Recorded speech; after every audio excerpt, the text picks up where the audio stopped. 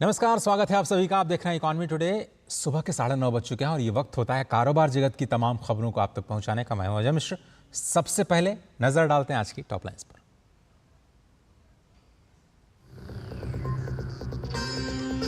Bharat Africa अगले 7 सालों में कर सकते हैं $200 अरब का द्विपक्षीय कारोबार। CII भारत अफ्रीका व्यापार सम्मेलन में बोले केंद्रीय मंत्री पीयूष गोयल। कृषि, औषधि, खनन, पर्यटन, मोटर वाहन और अक्षय ऊर्जा में सहयोग का दिया सुझाव। टैक्स की प्रक्रिया में सरलता से टैक्स कलेक्शन में तेजी से वृद्धि। वित्त मंत्री निर्मला सीतारमण ने दी टैक्स नोटिस में आसान भाषा में इस्तेमाल की सलाह। टैक्स अधिकारियों को टैक्स पेयर्स के साथ अधिक निष्पक्ष और मैत्रीपूर्ण व्यवहार करने का भी निर्देश दिया। भारत का अमूल बना दुनिया का सबसे बड़ा फूड ब्रांड।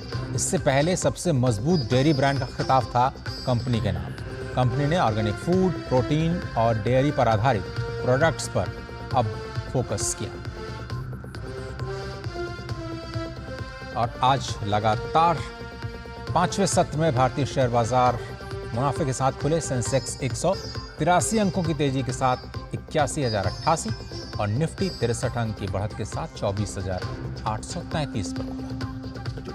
ये कुछ कारोबार जगत की बड़ी खबरें जिन पर हमारी निगाह रहेगी, लेकिन आज के फोकस में हम आज की टॉप लाइन भारत अफ्रीका कारोबारी संबंधों को उठाएंगे अपने एक्सपर्ट के साथ। आपको बताएंगे कि अमूल कैसे बना है सबसे बड़ा ब्रांड। लेकिन सबसे पहले शुरुआत आज बाजारों में हलचल के साथ किस तरह से हुई आपको बताते हैं। आज गिफ्ट निफ्टी की जो शुरुआत हुई उसमें जो संकेत मिले थे उसी के मुताबिक आज बाजार की ओपनिंग हुई है। 40 अंकों पर 24,856 पर आज गिफ्ट निफ्टी दिखाई दिया। और पूरी दुनिया भर में इस वजह से कि शायद फेड रेट्स में कटौती कर सकता है, अमेरिका में ब्याज दरें गिर सकती हैं, इस उम्मीद में दुनिया भर के बाजारों में तेजी दिखाई दे रही है। सेंसेक्स 182 अंकों पर 81,000 के पार आज कारोबार करता हुआ नजर आया। आपको याद होगा कि पिछले 4-5 सत्रों से लगातार सेंसेक्स और निफ्टी तेजी के साथ खुलते हुए नजर आए हैं। निफ्टी 50 आज देखें ब्रॉडर मार्केट 62 पॉइंट्स अप 24,832 का लेवल आज नजर आया।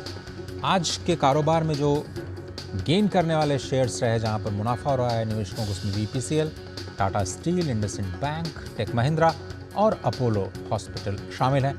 आधे से करीब 0.8% तक की बढ़त देखी जा रही है।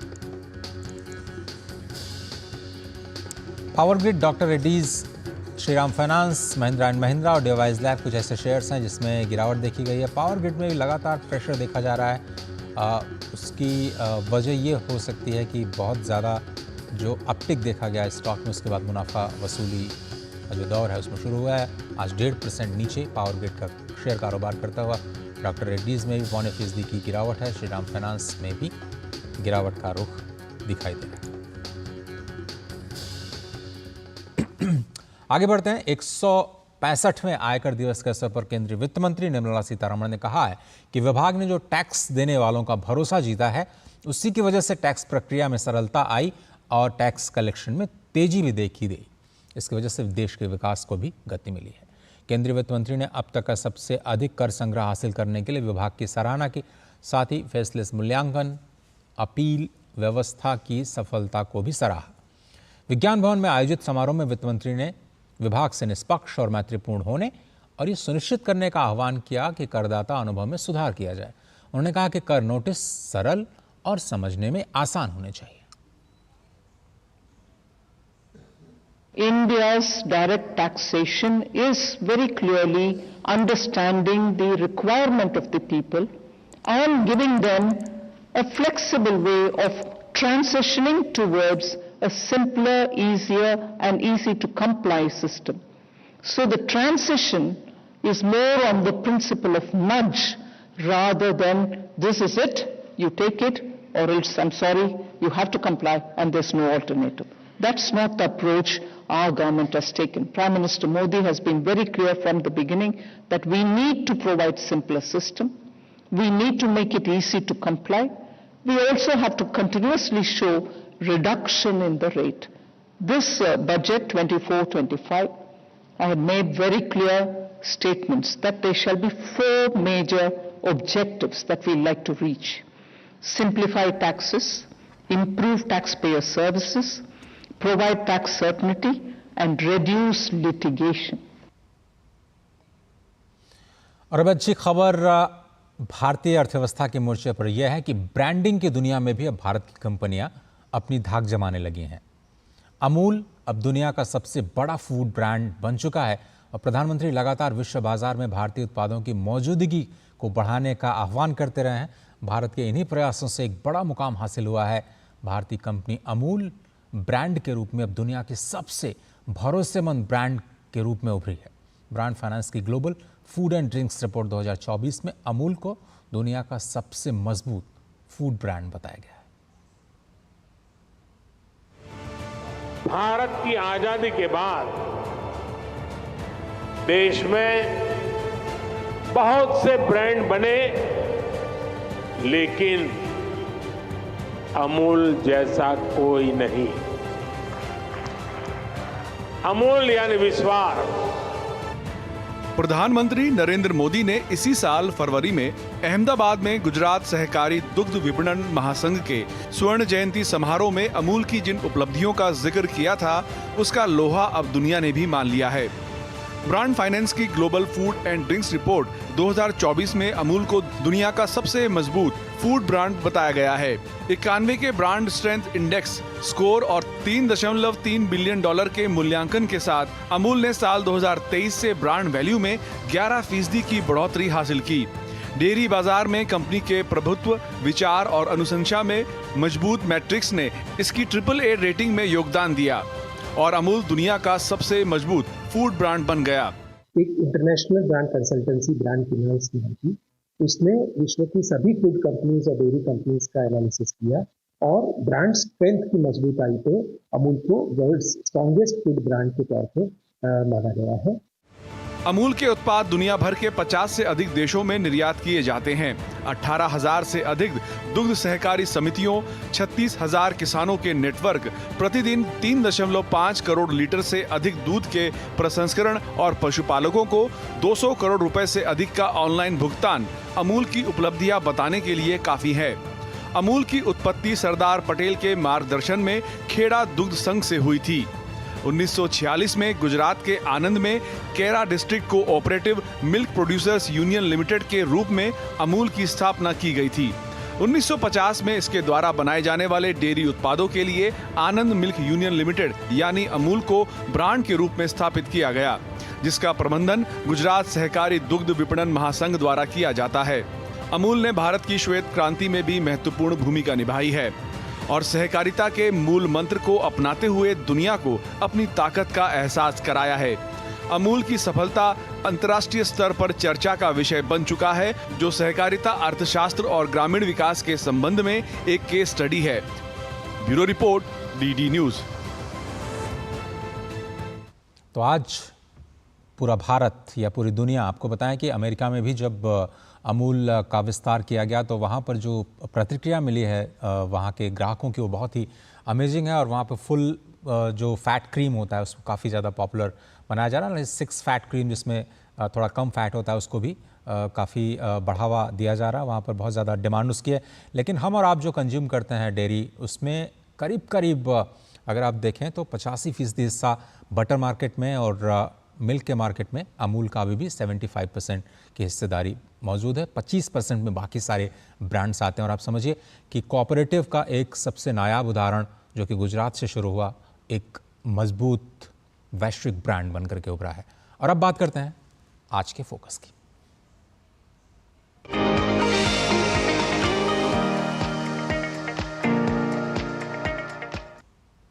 और हमारा आज का फोकस है भारत अफ्रीका कारोबारी संबंध, क्योंकि विकसित होते भारत और बढ़ते अफ्रीका के बीच मजबूत सहयोग, साउथ साउथ कोऑपरेशन और वैश्विक भू राजनीतिक जो परिदृश्य है उसको नई दिशा देने की क्षमता रखते हैं।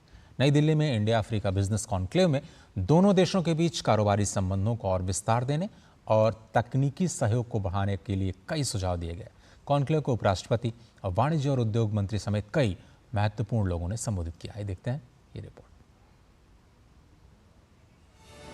19वें CII India Africa business conclave के उद्घाटन सत्र में क्रिएटिंग वन फ्यूचर विषय पर बोलते हुए उपराष्ट्रपति ने सभी की भलाई के लिए एक साझा भविष्य बनाने की दिशा में प्रयासों को एकजुट करने की आवश्यकता पर जोर दिया।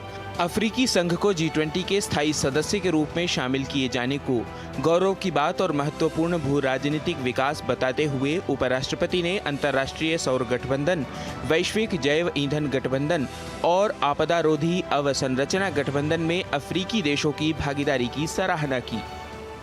India and Africa forge crucial global partnerships to address complex challenges. India's rise and inclusive multilateralism drive progress for the global south. Excellencies, the inclusion of the African Union as a permanent member of G20 alongside European Union, which was already there during our presidency in 2023, is a matter of great pride and a very significant geopolitical development. वाणिज्य और उद्योग मंत्री पीयूष गोयल ने कहा कि भारत और Africa के बीच आर्थिक सहयोग बढ़ाने की काफी संभावनाएं हैं। दोनों क्षेत्र अगले 7 साल में द्विपक्षीय व्यापार को दोगुना कर $200 अरब तक पहुंचाने पर विचार कर सकते हैं। CII भारत अफ्रीका व्यापार सम्मेलन में केंद्रीय मंत्री पीयूष गोयल ने कहा कि कृषि, औषधि, खनन, पर्यटन, मोटर वाहन, महत्वपूर्ण खनिज तथा अक्षय ऊर्जा प्रमुख क्षेत्र हैं जहां दोनों पक्ष सहयोग कर सकते हैं। So far we have only a few African countries who trade with India.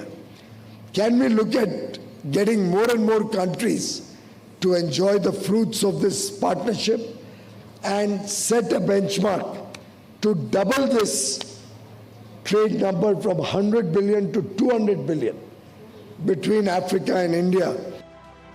Bharat ने अफ्रीकी यूनियन को G20 का सदस्य समूह बनाने में अहम भूमिका अदा की। अफ्रीकी यूनियन में भारत के डिप्लोमेटिक मिशन की संख्या अब बढ़कर 46 हो गई है। क्लीन टेक, ग्रीन एनर्जी और क्लाइमेट रिजिलिएंट खेतीबाड़ी में सहयोग बढ़ाने का आह्वान। भारत का 46 अफ्रीकी देशों में 206 बुनियादी ढांचे की परियोजनाओं में $12.37 अरब निवेश। अफ्रीका भारत के इलेक्ट्रिक वाहन के लिए खनिजों की जरूरत को पूरा कर सकता है। केंद्रीय वाणिज्य मंत्री ने कहा कि 33 अफ्रीकी देश भारत की सबसे कम विकसित देशों के लिए शुल्क मुक्त टैरिफ वरीयता योजना में भाग नहीं लेते हैं। केंद्रीय मंत्री ने उनसे इनमें शामिल होने और इसका लाभ उठाने का आग्रह किया। उन्होंने अफ्रीका में और ज्यादा प्रौद्योगिकी पैठ को बढ़ावा देने, वित्तीय समावेशन, सामाजिक क्षेत्र के विकास, पारदर्शिता और डिजिटलीकरण के लिए भारत के डिजिटल पब्लिक इंफ्रास्ट्रक्चर के इस्तेमाल का आग्रह किया। Bureau report, DD news. फिलहाल वक्त है एक छोटा सा ब्रेक का। ब्रेक के उस पार आज के फोकस पर हम चर्चा करेंगे प्रोफेसर राकेश मोहन, जो कि वाइस चांसलर हैं इंस्टीट्यूट ऑफ फॉरेन ट्रेड के, हमारे साथ होंगे। कहीं बजाय आप देख रहे हैं इकोनॉमी टुडे।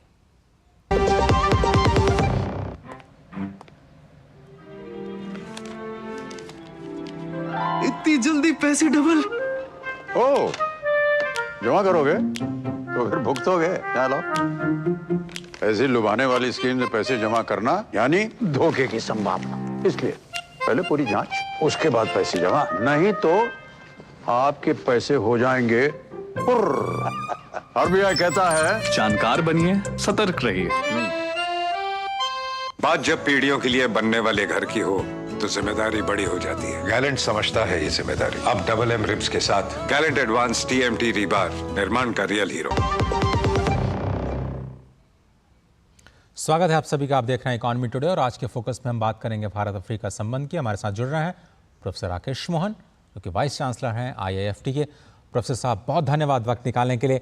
कितना ज़रूरी है भारत अफ्रीका के संबंधों को बढ़ाना, और ये क्यों कह रहे हैं कि हम साउथ साउथ कोऑपरेशन को बढ़ावा दे सकते हैं और एक नया इकोसिस्टम तैयार कर सकते हैं? भारत और अफ्रीका को ज़्यादा नज़दीक आना क्यों ज़रूरी हो गया? धन्यवाद अजय जी। भारत और अफ्रीका के हिस्टोरिकल संबंध रहे हैं लिबरलाइजेशन के दौर के बहुत पहले से, और अफ्रीका के अंदर आप देखिए कि आज तो अफ्रीका की और भारत की पॉपुलेशन पूरे 55 कंट्रीज की पॉपुलेशन 1.42 बिलियन है और हमारी भी 1.42 बिलियन है। सो वी आर और at in terms of population equal. और हमारे बहुत हिस्टोरिकल संबंध एक दूसरे के साथ रहे हैं, बहुत पुराने जमाने से, और पिछले 200-300 साल से बहुत सारे भारतीय अफ्रीका में एजुकेशन के अंदर, भारतीय टीचर्स अफ्रीका में गए, भारतीय नर्सेज एंड डॉक्टर्स अफ्रीका में गए, भारतीय बिजनेसमैन अफ्रीका में गए। तो अफ्रीका के अंदर जितने स्मॉल बिजनेसेस हैं, east Africa, south Africa and all parts of Africa, उसमें भारतीयों का एक बहुत महत्वपूर्ण योगदान है। इसलिए सबसे इंपॉर्टेंट ये है कि भारत और अफ्रीका के बीच में वाणिज्यिक और इकोनॉमिक आर्थिक संबंध जो है वो एक कल्चरल संबंधों के बाद एक सीधा सीधा वो है, और वो उसको हमको और मजबूत करना पड़ेगा। और आप देखिए कि जिस तरह से प्राइम मिनिस्टर मोदी ने अभी के G20 के अंदर ये अनाउंस किया, जब यूरोपियन यूनियन के साथ साथ अफ्रीका को भी उस EU दैट अफ्रीकन यूनियन को शामिल किया गया, तो ये एक भारत की अफ्रीका के प्रति एक एक पैशन को, उनके प्रति एक एंगेजमेंट को दर्शाता है।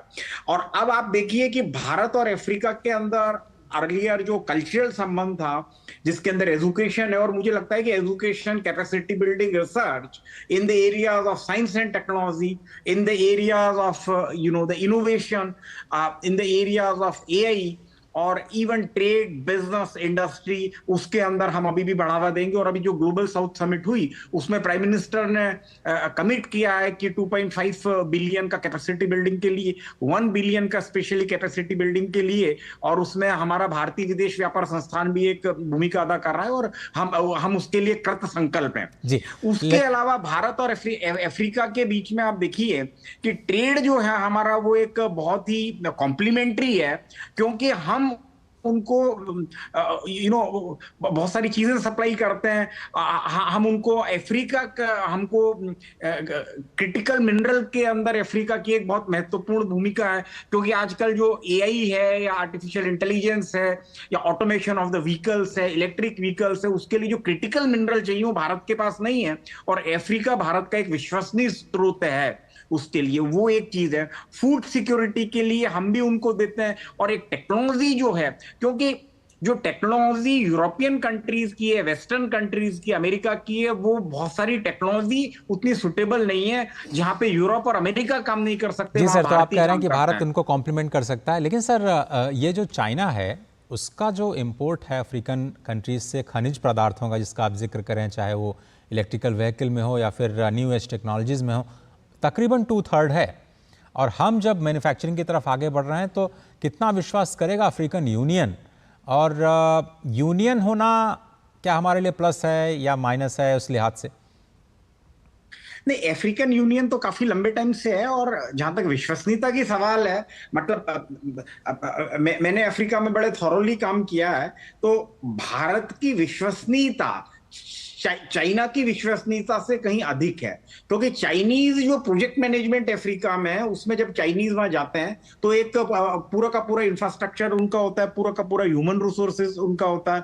बट भारत ने कैपेसिटी बिल्डिंग की है अफ्रीका के लिए। हम उस प्रोजेक्ट के अंदर बहुत सारे लोगों को लेके नहीं जाते हैं जैसे चाइना का है। हालांकि चाइना का, वो आप सही कह रहे हैं कि उनका इंपोर्ट में शेयर बहुत ज्यादा है, चाइना का इंफ्रास्ट्रक्चर में भी उन्होंने बहुत अच्छा काम किया है, बट विश्वसनीयता भारत की निश्चित रूप से अफ्रीका के अंदर ज्यादा है। और जिस तरह की हम कैपेसिटी बिल्डिंग, और भारत ने अफ्रीका को सपोर्ट भी किया है, भारत ने अफ्रीका को कुछ मुद्दों के ऊपर हम एक साथ हैं, जैसे कोविड के अंदर भारत ने वैक्सीन सप्लाई की, ट्रिप्स एक मुद्दा है, trade related intellectual property right, जिसके अंदर पेटेंटिंग ऑफ द मेडिसिन, उसके अंदर भारत और अफ्रीका एक साथ हैं। उसमें आप देखिए एक बहुत बड़ी बात यह है कि जो ये दवाइयां हैं, स्पेशली HIV के लिए, long back I wrote a case as well, तो ये मेडिसिन के लिए अगर पेटेंटिंग है तो the population which needs this medicine the more which will be deprived. बिल्कुल सही कहा सर, जो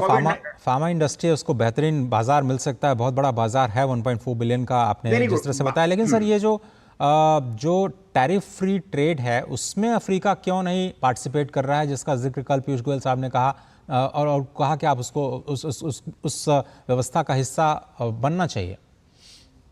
नहीं, वो पीयूष गोयल साहब ने बहुत सही कहा कि भारत जिस तरह के कंसेशन अफ्रीकन कंट्रीज को टेरिफ कंसेशंस दिया है, उसके अंदर बहुत सारे देश पार्टिसिपेट नहीं कर रहे हैं, तो उसमें दोनों चीजें हैं। मुझे लगता है कि उसकी एक अवेयरनेस उन कंट्रीज में और जो राइट क्लाइंट में बढ़ाना एक हमारी एक इंपॉर्टेंट एस्पेक्ट है, वो भारत की तरफ से भी और उनकी तरफ से भी। और अब हाईएस्ट लेवल पे जैसा कि वाणिज्य मंत्री ने कहा है तो उसको उनको पार्टिसिपेट करना चाहिए, और उसमें अगर किसी तरह की ऑपरेशनल बॉटलनेक्स हैं तो उसको दूर करने के लिए दोनों देश साथ बैठ के उन बातों को देख सकते हैं और उसको आगे बढ़ा सकते हैं। कंट्रीज जिन्होंने फायदा नहीं उठाया वो इसका फायदा उठा सकते हैं। प्रोफेसर साहब, वक्त मेरे पास इतना ही, बहुत धन्यवाद और IFT को भी शुभकामनाएं, अफ्रीका और भारत के संबंधों को और ज्यादा नजदीक लाने के आपने वक्त निकाला, बहुत बहुत शुक्रिया वक्त निकालने के लिए। नमस्कार अजय। और आगे बढ़ते हैं। केंद्र सरकार बॉर्डर इलाकों में बुनियादी ढांचे को विकसित करने के साथ साथ संचार सेवाओं को भी लगातार मजबूती दे रही है। इसी क्रम में अब पूर्वी लद्दाख के अग्रिम इलाकों में तेज इंटरनेट सेवा उपलब्ध करा करके संचार सेवाओं को बेहतर बनाया जा रहा है। सीमांत क्षेत्रों में बेहतर नेटवर्क और सुविधाएं देने की दिशा में ये बहुत बड़ा कदम है। सीमांत फोबरांग गांव में लोगों को तेज इंटरनेट का लाभ देने के लिए 4G नेटवर्क को शुरू किया गया है। सेना, प्रशासन, स्थानीय निवासियों और एयरटेल के साथ मिलकर के ये उपलब्धि हासिल की गई है। करीब 5 किलोमीटर की लंबाई वाला ऑप्टिकल फाइबर लेह प्रशासन ने सेना को उपलब्ध करवाया था। लेह स्वायत्त पर्वतीय विकास परिषद में चुशुल के काउंसलर कोंचोक स्टेंजिन ने सेना के अधिकारियों की मौजूदगी में फोबरांग में 4G नेटवर्क की सेवाएं शुरू की। तेज नेटवर्क का लाभ स्थानीय निवासियों के साथ साथ वास्तविक नियंत्रण रेखा की सुरक्षा में तैनात सैन्य कर्मियों को भी मिलेगा। पूरे यहाँ पे जो टावर इन्होंने इंस्टॉल किया है, ये सबके सहयोग से एयरटेल, आर्मी, फिर लोगों का हेल्थ काउंसिल या डिस्ट्रिक्ट एडमिनिस्ट्रेशन, सबके सहयोग से ये एयरटेल आज हमने इनॉग्रेशन किया। और सूचना और प्रसारण मंत्री संजय जाजू दिल्ली में CII समिट FX 2024 में शामिल हुए। समिट में संजय जाजू ने FX and beyond shaping India's AVGC landscape शीर्षक से CII ग्रैंड थॉर्टन की एक नॉलेज रिपोर्ट को भी जारी किया। CII-GT की ये report animation, visual effects, gaming और व्यापक विश्लेषण को प्रस्तुत करती है। भारत में comics and extended reality, AVGC, XR क्षेत्र और उसके विकास की संभावनाओं को इस रिपोर्ट में शामिल किया गया है। इस रिपोर्ट में इस क्षेत्र की प्रमुख चुनौतियों की पहचान करके इसकी पूर्ण क्षमता के साथ साथ विकास की नीति और कुछ सिफारिशें भी की गई हैं। रिपोर्ट में कहा गया इस क्षेत्र में सालाना 1,60,000 से ज़्यादा रोजगार सृजन की संभावना है और 2030 तक कुल 20 लाख नई नौकरियां पैदा होने का भी अनुमान है। The Honorable Prime Minister of our country has given a clarion call that our media and the entertainment industry should now become global. He talked about gaming, he talked about animating, and he talked about India's soft prowess, soft power to be spread across the world.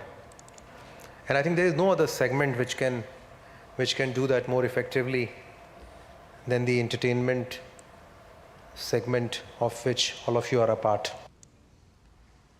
और report के मुताबिक AVGC XR sector तेजी से भारत के media और मनोरंजन उद्योग में एक महत्वपूर्ण खिलाड़ी के रूप में उभर रहा है। वर्तमान में AVGC XR सेक्टर भारत के मीडिया और मनोरंजन उद्योग का लगभग 20% है और इसके आगे विस्तार कर रहा है। इस रिपोर्ट के अनुसार एनिमेशन और VFX सेगमेंट के 2023 में 1.3 बिलियन अमेरिकी डॉलर से 26 तक 2.2 बिलियन अमेरिकी डॉलर तक पहुंचने की संभावना है।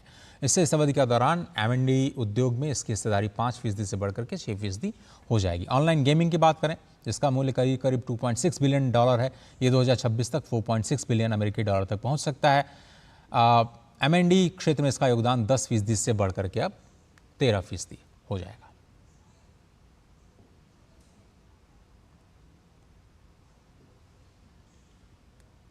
Scaling is the part that would make these things happen in a faster, more economical and productive manner.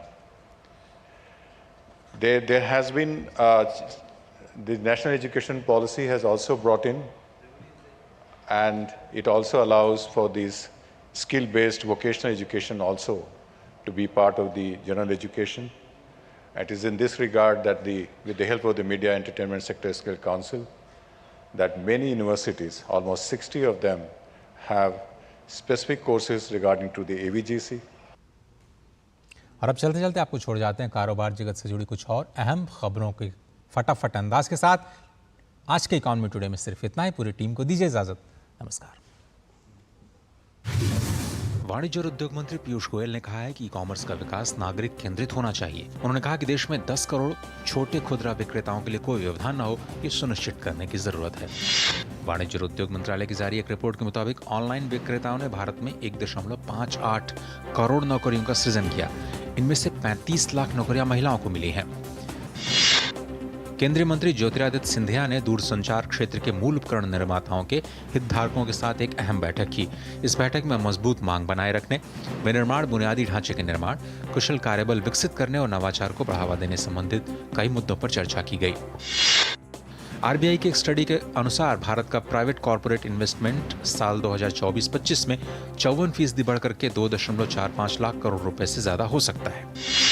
IAS Amardeep Singh Bhatia ने वाणिज्य और उद्योग मंत्रालय के उद्योग और आंतरिक व्यापार संवर्धन विभाग के सचिव का पदभार ग्रहण कर लिया है। इससे पहले वो इसी मंत्रालय में अतिरिक्त सचिव के रूप में कार्यरत थे। अमरदीप सिंह भाटिया नागालैंड कैडर के 1983 बैच के भारतीय प्रशासनिक सेवा अधिकारी हैं। मुंबई अहमदाबाद बुलेट ट्रेन परियोजना के तहत निर्माण कार्य में तेजी जारी है। परियोजना के लिए गुजरात के खेड़ा जिले में वात्रक नदी पर पुल का निर्माण कार्य पूरा हो चुका है। यह पुल आणंद और अहमदाबाद बुलेट ट्रेन स्टेशन के बीच में है। सरकार अप्रैल 2026 तक सीमा शुल्क प्रक्रियाओं को पूरी तरह से डिजिटल बनाने का लक्ष्य बना रही है। मीडिया रिपोर्ट्स के मुताबिक निकासी प्रक्रिया में तेजी लाने के लिए व्यापार को सुविधाजनक बनाने के लिए सिंगल विंडो इंटरफेस पोर्टल पर अधिक विभागों को भी लाने का लक्ष्य रखा गया है। कर्मचारी भविष्य निधि संगठन का संशोधित IT system EPFO IT system 2.0 3 महीने में चालू हो सकता है। मीडिया रिपोर्ट्स में जानकारी दी गई है। नए सिस्टम में 60 मिलियन से ज्यादा ईपीएफओ ग्राहकों और नियोक्ताओं को फायदा होगा।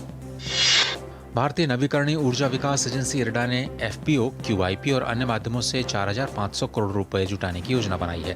बोर्ड 29 अगस्त को इस प्रस्ताव पर विचार कर सकता है। मेट्रो में सफर करने वाले यात्री अब एक ही प्लेटफॉर्म पर एनसीआरटीसी और डीएमआरसी दोनों क्यूआर कोड टिकट खरीद सकेंगे। इस संदर्भ में एक समझौते पर हस्ताक्षर किए गए। इसका मकसद डीएमआरसी और एनसीआरटीसी की टिकटिंग प्रणालियों को एकीकृत करना है। डिजिटल भुगतान कंपनी पेटीएम ने अपना एंटरटेनमेंट टिकटिंग कारोबार फूड एग्रीगेटर जोमेटो को 2048 करोड़ रुपए में नकद बेचने में घोषणा की है। इस स्थानांतरण में कंपनी के एंटरटेनमेंट टिकटिंग व्यवसाय के 280 मौजूदा कर्मचारी भी शामिल होंगे।